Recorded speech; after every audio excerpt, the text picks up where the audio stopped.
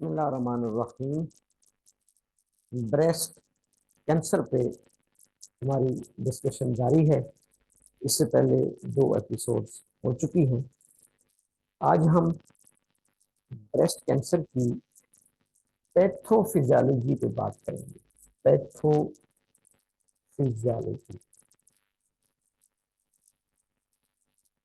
Breast cancer की pathophysiology क्या होती है। इससे पहले हमने इसकी डेफिनेशन को स्टडी किया। डेफिनेशन के बाद हमने इसकी एटमोलॉजी को देखा कि लक्स कैंसर क्या है। फिर हमने इसकी डेफिनेशन को देखा कि it is the uncontrolled growth और proliferation of a cell. Cell की uncontrolled proliferation, mitotic cell division, the growth due to the genetic mutation. उसके बाद हमने ब्रेस्ट कैंसर के मुख्तलिफ काजेज पे बात की, ग्रुप ऑफ काजेज, जिसमें genetic factors, environmental factors, hormonal factors, lifestyle और वेरियस मिसलिनियस फैक्टर्स। काजेस के बाद हमने ब्रेस्ट कैंसर की टाइप्स पे बात की थी। Ductal carcinoma in situ, breast cancer की डक्ट के अंदर कैंसर का बन जाना, लेकिन वो डक्ट तक ही महदूद हो तो डक्टल कार्सिनोमा इन सिचू। अगर वो इन्वेजन कर जाए सराउंडिंग टिश्यूज में, then it is called invasive ductal carcinoma. अगर ये cancer milk producing glands lobules में हो तो लोब्यूलर कार्सिनोमा इन सिचू, और अगर वो इन्वेजन कर जाए तो invasive lobular carcinoma, inflammatory breast cancer, triple negative breast cancer. उसके बाद अब हम नेक्स्ट डिस्कस करने जा रहे हैं पैथोफिजियोलॉजी ऑफ ब्रेस्ट कैंसर। कि ब्रेस्ट कैंसर की बुनियादी पैथोफिजियोलॉजी क्या है। पैथोफिजियोलॉजी के डॉक्टर साहबान तकरीबन 9-10 स्टेप्स हैं। पैथोफिजियोलॉजी के मुख्तलिफ स्टेप्स हैं, जिनमें पहला स्टेप्स है जेनेटिक म्यूटेशन। जेनेटिक म्यूटेशन पहले स्टेप। आगाज ये होता है कि breast cancer often begins with genetic mutation. Breast cancer often begins with genetic mutation in the DNA of a single cell. DNA of a single cell. Breast के most probably ducts या lobules के किसी एक single cell के DNA में genetic mutation आती है, typically with in the breast ducts और लोब्यूल्स। बिलखुसूस जैसे मैंने कहा ब्रेस्ट की डक्ट या लोब्यूल्स में। दीज म्यूटेशन कैन बी काज, इस म्यूटेशन की बैकग्राउंड में हम ऑलरेडी डिफरेंट फैक्टर्स को डिस्कस कर चुके हैं कि वो जेनेटिक डिसऑर्डर यानी हो सकता है, जेनेटिक फैक्टर्स हो सकता है BRCA1 BRCA2 की म्यूटेशन ब्रेस्ट कैंसर एंटीजेंस, वो इन्वायरमेंटल फैक्टर्स हो सकते हैं, वो लाइफस्टाइल फैक्टर्स हो सकते हैं, there are so many factors. लेकिन आगाज कहाँ से होगा। पहला स्टेप पैथोफिजियोलॉजी का जेनेटिक म्यूटेशन। हमेशा ब्रेस्ट के लोब्यूल्स या जो डक्ट है, मिल्क कन्वेइंग डक्ट, किसी एक सेल के अंदर तब्दीली आएगी, चेंज आएगी, जेनेटिक चेंज आएगी, जेनेटिक म्यूटेशन आएगी और उसकी डीएनए के अंदर तब्दीली आएगी। ये पहला स्टेप है। अब यहां से कैंसर का आगाज हो रहा है। अब वो एक सेल अपनी नॉर्मल सेलुलर स्टेट से कैंसर स्टेट की तरफ जाना शुरू हो जाएगा, तब्दील होना शुरू हो जाएगा। दूसरा स्टेप इनिशिएशन। इनिशिएशन ये सेकंड स्टेप होगा पैथोफिजियोलॉजी का। पहला जेनेटिक म्यूटेशन, यानी किसी भी एक सिंगल सेल में, तकरीबन तमाम कैंसर की पैथोफिजियोलॉजी यही होती है, लेकिन हम क्योंकि ब्रेस्ट कैंसर को डिस्कस कर रहे हैं तो लिहाजा ब्रेस्ट के डक्ट्स या स्पेशली लूब्यूल्स के किसी एक सेल के डीएनए के अंदर चेंज आएगी ड्यू टू जेनेटिक म्यूटेशंस। उसके पीछे कोई भी फैक्टर हो सकता है। दूसरे स्टेप को कहते हैं initiation. The initial genetic mutation disrupt the normal control mechanism. हमारे सेल के अंदर न्यूक्लियस, बेसिकली न्यूक्लियस के अंदर एक सॉफ्टवेयर होता है, जेनेटिक मटेरियल जिसे हम कह सकते हैं सॉफ्टवेयर, वही उस सेल के बारे में तमाम डिसीजंस कर रहा होता है। सेल के स्ट्रक्चर और फंक्शंस को बेसिकली वो जेनेटिक मटेरियल कंट्रोल कर रहा होता है कि इस सेल ने कौन से स्ट्रक्चर्स बनाने हैं, कौन सी नॉर्मल प्रोटीन्स बनानी है, कब इसने डेथ में चला जाना है, एपोटोसिस में चला जाना है। ये तमाम चीजें उसके genetic material which is a software वो कंट्रोल कर रहा होता है। लेकिन इस कैंसर सेल बनने के बाद जो जेनेटिक म्यूटेशन आई है वो क्या करती है, the initial genetic mutation disrupt the normal control mechanism. अब वो सेल अपने न्यूक्लियस के जेनेटिक मटेरियल के नॉर्मल कंट्रोल में नहीं रहता। यूं समझ लें कि वो सेल हाईजैक हो जाता है।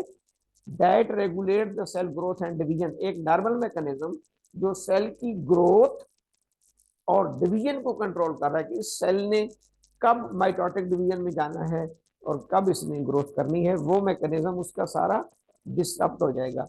This result in a single abnormal cell, this result in a single abnormal cell that has the potential to become cancerous, that has the potential to become cancerous। वो एक सिंगल सेल, कैंसर का आगाज हमेशा एक single cell से होता है। उसके अंदर जेनेटिक म्यूटेशन हुई, जेनेटिक म्यूटेशन के बाद उसकी इनिशिएशन ये हुई कि सेल का जो नॉर्मल कंट्रोल करने वाला मैकेनिज्म है वो डिसरप्ट हो जाएगा।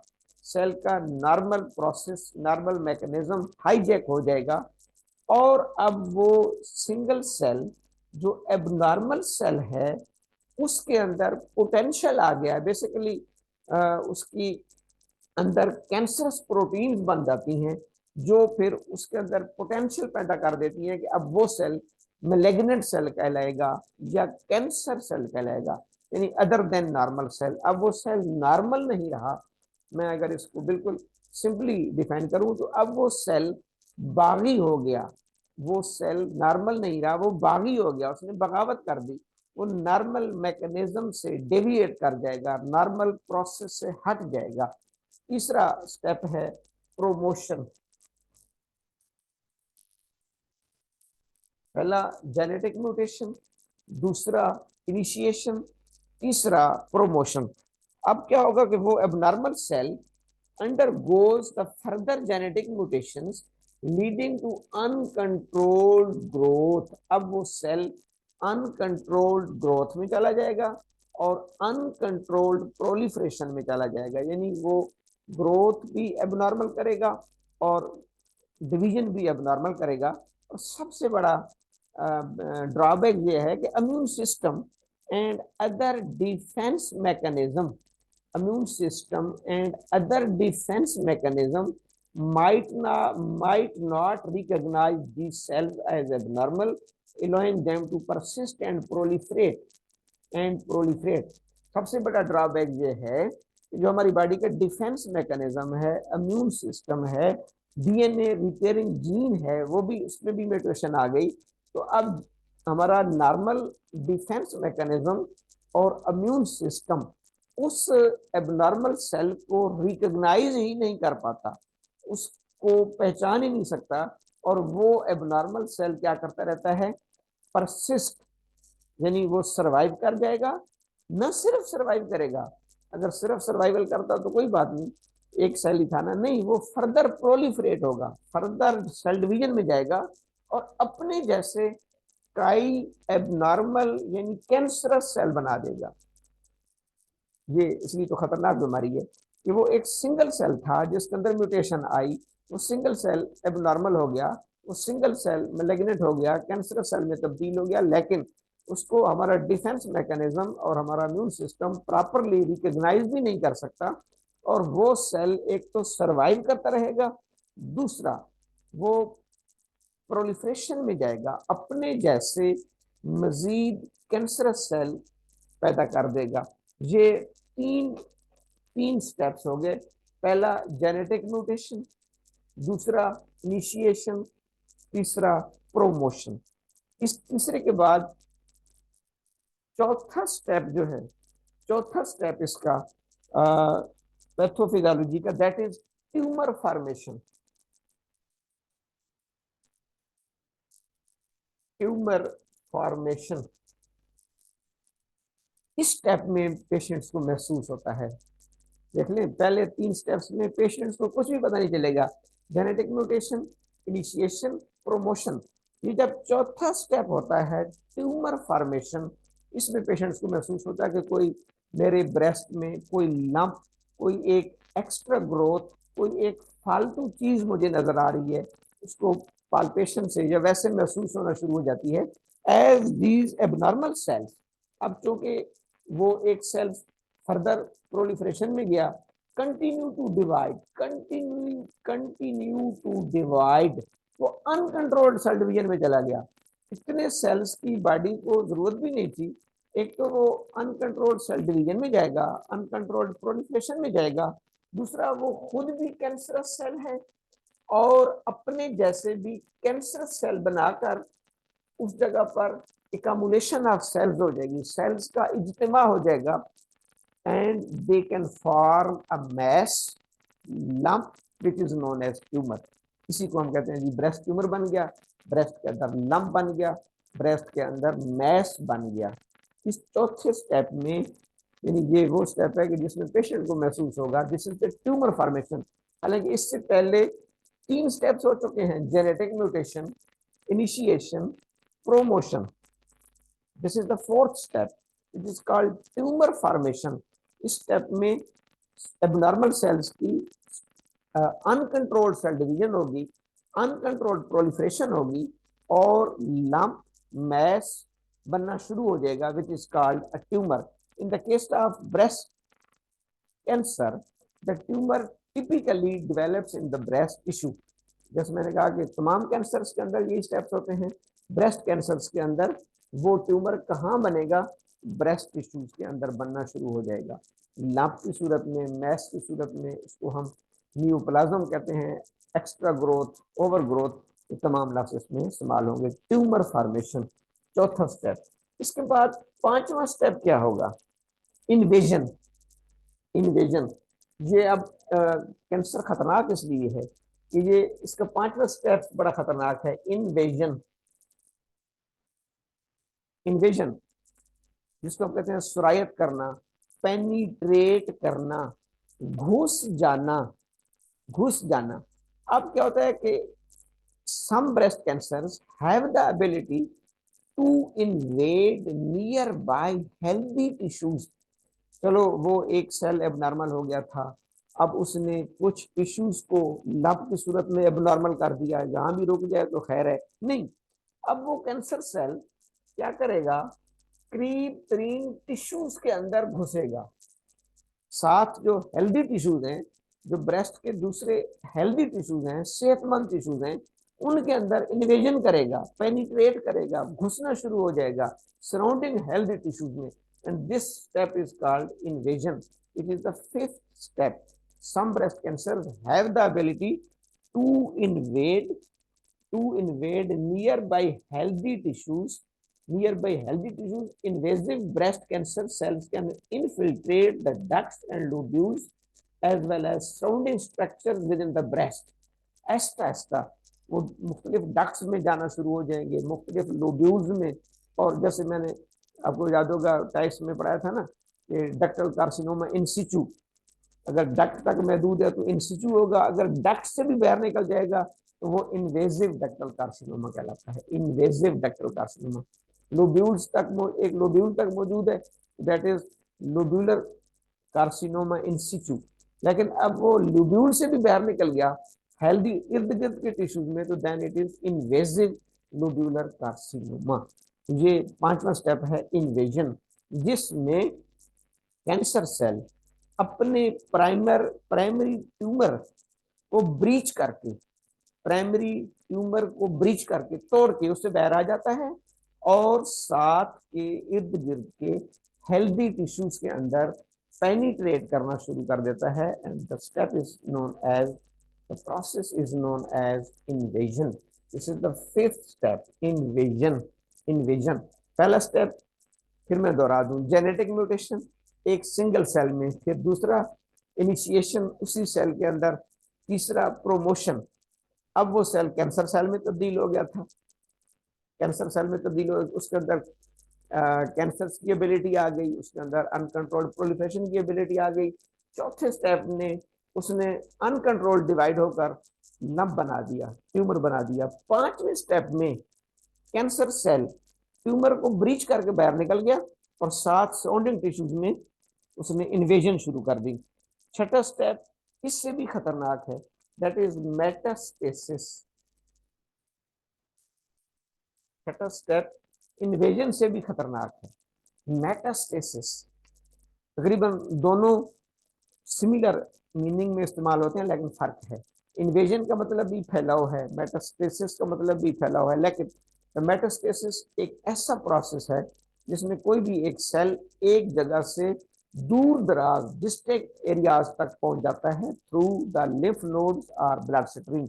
अब ये कैंसर सेल इन्वेजन में तो वो उसी उसी वेसिनिटी में रहता है, उसी प्राइमरी ट्यूमर के इर्द गिर्द के हेल्दी टिश्यूज में रहेगा, लेकिन मेटास्टेसिस में वो किसी साथ लिम्फ नोड्स के अंदर, जैसे ब्रेस्ट कैंसर आमतौर पर जो axilla, female axilla lymph nodes होती हैं, लिम्फ वेसल्स होती हैं, इनके अंदर मेटास्टेट करके साथ एक्जिला में और ब्रेस्ट तक पहुंच जाता है, लिवर तक पहुंच जाता है, ब्रेन तक पहुंच जाता है। The most concerning aspect of breast cancer is, जैसे मैंने कहा ना सबसे ज्यादा तशवीशनाक, the most concerning aspect of the breast cancer is its potential to metastasize। इसका जो सबसे खतरनाक एस्पेक्ट है किसी भी कैंसर का, लेकिन यहाँ पर हम ब्रेस्ट कैंसर का जिक्र कर रहे हैं, ब्रेस्ट कैंसर का जो सबसे खतरनाक एस्पेक्ट है कि इसके सेल्स इन्वेजन के बाद एक रूट को यूज करेंगे, या लिम्फेटिक रूट को या ब्लड सर्कुलेटरी रूट को, और ब्लड वेसल्स के जरिए या लिम्फेटिक वेसल्स के जरिए ये मेटास्टेसाइज करेंगे, स्प्रेड करेंगे कहाँ, to the distant parts of the body. The most concerning aspect of breast cancer is its potential to metastasize और spread to the distant parts of the body. Distant parts में अब हो सकता है cancer cells can enter the blood stream और lymphatic system, या तो वो ब्लड स्ट्रीम में या लिम्फेटिक सिस्टम में दाखिल हो जाएंगे, फिर ब्लड स्ट्रीम और लिम्फेटिक सिस्टम से उनको उठा के जहां मर्जी ले जाए, allowing them to travel to other organs such as lungs, bones, liver, brain. Once they establish in these distant sites, they can form secondary tumor। अच्छा, अब देखिए ये किस हद तक ये, इसलिए क्यों ये दुनिया में खतरनाक बीमारी है कि एक जगह से बना था, वहीं तक रहता तो और बात थी, वहां उसने साथ वाले टिश्यूज को, हेल्दी टिश्यूज के अंदर उसने घुसना शुरू किया, इन्वेजन शुरू किया, फिर उसके बाद उसने ब्लड स्ट्रीम या लिम्फेटिक सिस्टम को इस्तेमाल किया और बॉडी के दूसरे ऑर्गन्स तक जा पहुंचा, लिवर में जा पहुंचा, लंग्स में जा पहुंचा, वाइटल ऑर्गन्स में, ब्रेन में जा पहुंचा। फिर वहां पहुंचने के बाद अगर एक सेल रहे तो फिर तो कोई मसला नहीं, सेल तो हो सकता है कुछ कुछ सेल्स मेटास्टेट करेंगे ना, लेकिन वहां जाकर वो हर एक cancer cell further cancer cells बनाएगा, डिवाइड होगा, फर्दर प्रोलिफरेट करेगा, अपने जैसे कैंसर सेल बना के वहां भी एक ट्यूमर बना देगा। एक्चुअल ट्यूमर ब्रेस्ट में बना था, अब दूसरा ट्यूमर लिवर में बन गया, इसको कहते हैं मैट्स, सेल को कहेंगे मैट्स और ट्यूमर को कहेंगे सेकेंडरी ट्यूमर, क्योंकि primary source, primary location breast है, प्राइमरी सोर्स कैंसर की ब्रेस्ट थी।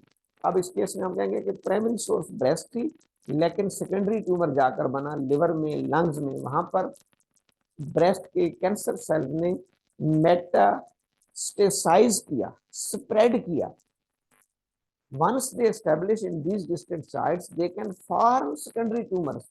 उसके बाद फिर वो क्या बना देते हैं, सेकेंडरी ट्यूमर्स बनाए, फिर वहां पर फिर एक ट्यूमर बना देगा और फिर आगे स्प्रेड करना शुरू कर देंगे। इसलिए खतरनाक डिजीज है कि ये जिसको कहते हैं कि नासूर है, फैलता चला जाता है, रुकता नहीं।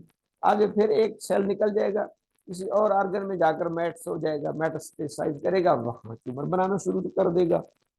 चला कहाँ से था, ब्रेस्ट से, पहुंच कहाँ गया, lung, liver, brain, bone, skeleton तक। मेटास्टेसिस छठा स्टेप। सातवां स्टेप जो है दैट इज ट्यूमर हिट्रोजेनेसिस, ट्यूमर हिट्रोजेनेटिक, यानी इसके बाद फिर उसके उसकी ट्यूमर्स की बुनियाद पर फर्दर सब टाइप्स में डिवाइड किया जाता है कि उस कैंसर की सब टाइप्स कौन सी हैं, ट्यूमर की मॉर्फोलॉजी, ट्यूमर का साइज, मोटा, सारी चीजें देख के तो फर्दर उसकी सब टाइप्स इस स्टेप्स में आती हैं। Hormone receptor status, breast cancer में ये होता है कि कुछ जो कैंसर हैं उनमें ये जो कैंसर सेल होता है ये एस्ट्रोजन और प्रोजेस्टेरोन रिसेप्टर, ये टेस्ट कराते हैं हम, ER-PR टेस्ट कराते हैं ब्रेस्ट कैंसर में, ये चेक करने के लिए, ट्रीटमेंट देने के लिए आया वो एस्ट्रोजन प्रोजेस्टेरोन को रिस्पॉन्ड कर रहा है कि नहीं। अगर उसके ऊपर एस्ट्रोजन रिसेप्टर और प्रोजेस्टेरोन रिसेप्टर पॉजिटिव हैं तो इसका मतलब है कि वो एस्ट्रोजन और प्रोजेस्टेरोन उस कैंसर को मजीद तकलीफ दे रहे हैं। फिर पहले उनकी चैनल्स को ब्लॉक करना पड़ता है, उन एस्ट्रोजन और प्रोजेस्टेरोन हार्मोन्स की चैनल्स को ब्लॉक करेंगे तो ताकि वो उनसे खुराक ना ले, उससे मजीद तकलीफ मिले। हाँ, कुछ कैंसर होते हैं जिनमें ER-PR नेगेटिव होता है, अगर वो नेगेटिव है तो फिर उस पर एस्ट्रोजन प्रोजेस्टेरोन ब्लॉकिंग या इसकी वो कोई असरअंदाज नहीं होगी। तो अगला स्टेप है हार्मोनल रिसेप्टर स्टेटस। उसके बाद है human epidermal growth factors, human epidermal growth factor receptor, ये तीन चेक किए जाते हैं, ER और HER2, human epidermal growth factor receptors 2। ये भी कैंसर को तकलीफ पहुंचाने में अपना किरदार अदा करता है। ये इन तीनों को चेक किया जाता है कि ये इस अम्यूनो अम्यूनो केमिस्ट्री जिसे कह सकते हैं, अम्यूनो केमिस्ट्री, जिसमें ये चेक की जाती है कि ये इन तीनों को रिस्पॉन्ड कर रहा है या नहीं कर रहा। आखिरी स्टेज है staging. The stage of breast cancer is determined by the size of tumour, extent of lymph node, जिसमें हम ये देखते हैं कि ये कैंसर किस स्टेज पे है, स्टेज 1, 2, 3, 4, यानी अगर वो लोकल होगा तो 1 होगा, उसने इन्विजन किया तो 2 होगा, मेटास्टेस कर गया तो 3, और आगे उसने फिर सेकेंडरी ट्यूमर बना दिया तो वो 4 स्टेज में चला जाएगा। The stage of breast cancer is determined by the size of the tumour, by the size of the tumor, extent of lymph node, involvement, presence of distant metastasis. Staging helps guide treatment, decision and prognosis. Staging किसी भी physician को help out करती है further treatment के लिए, और prognosis कैसी है कि ये कैंसर कंट्रोलेबल है नहीं, कीमोथेरापीज, सर्जरीज, रेडियोथेरापीज, किस किस ट्रीटमेंट ऑप्शन पे जाना है, और कितना कितना गुड प्रोग्नोसिस है, पुअर प्रोग्नोसिस है, अच्छी प्रोग्नोसिस की उम्मीद है, या कैंसर की स्टेज ऐसी है कि पेशेंट्स का सर्वाइव करना मुश्किल है। ये सारी चीज़ें स्टेजिंग में आती है। तो यूँ पैथोफिजियोलॉजी में हम 10 स्टेप्स को डिस्कस करते हैं। इन 10 स्टेप्स में पहला स्टेप हमने पढ़ा जेनेटिक म्यूटेशन, दूसरा स्टेप हमने पढ़ा इनिशिएशन, तीसरा स्टेप हमने पढ़ा प्रोमोशन। मैंने कहा ना, जहाँ तक तो पेशेंट्स को समझ नहीं आती उसके अंदर ये स्टेप्स हो रहे होते हैं। चौथे स्टेप में जाकर ट्यूमर फॉर्मेशन, वो एक सेल बहुत सी उसने प्रोलिफरेट किया, वो एक cell uncontrolled mitotic cell division में गया और उसने बहुत सारे सेल्स, एक्स्ट्रा सेल्स बना दिए जो जमा होकर जिन्होंने एक लब बना दिया, मैस बना दिया।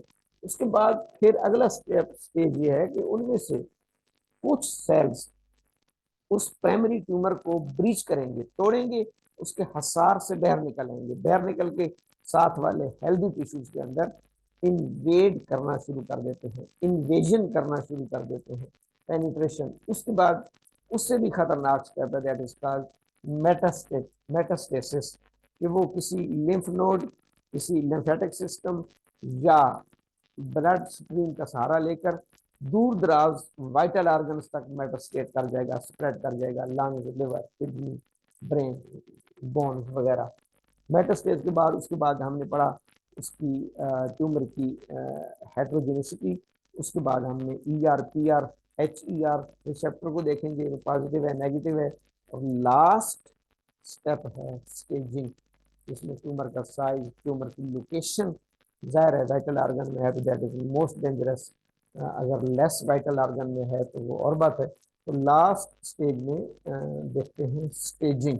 स्टेजिंग उसमें कि किस हद तक उसने मेटास्टेट किया है, नई जगह पे जाकर उसने कौन सा सेकेंडरी ट्यूमर बनाया है, ये तमाम और ये स्टेज फिजिशियन को ट्रीटमेंट और प्रोग्नोसिस में हेल्प आउट करती है। क्या है उसमें, जैसे मैंने कहा कि रेडियोथेरापी पे जाना है, कीमोथेरापी पे जाना है, या उसके बाद सर्जरी पे जाना है, मुख्तलिफ ऑप्शन इसमें देखे जाते हैं। प्रोग्नोसिस गुड है, पुअर है, रिवर्स करने के चांसेस हैं, नहीं है, ये सारी चीज़ें इसमें देखते हैं। नेक्स्ट इंशाल्लाह हम साइन एंड सिम्टम पे बात करेंगे, क्लिनिकल सिम्टम पे बात करेंगे। Thank you.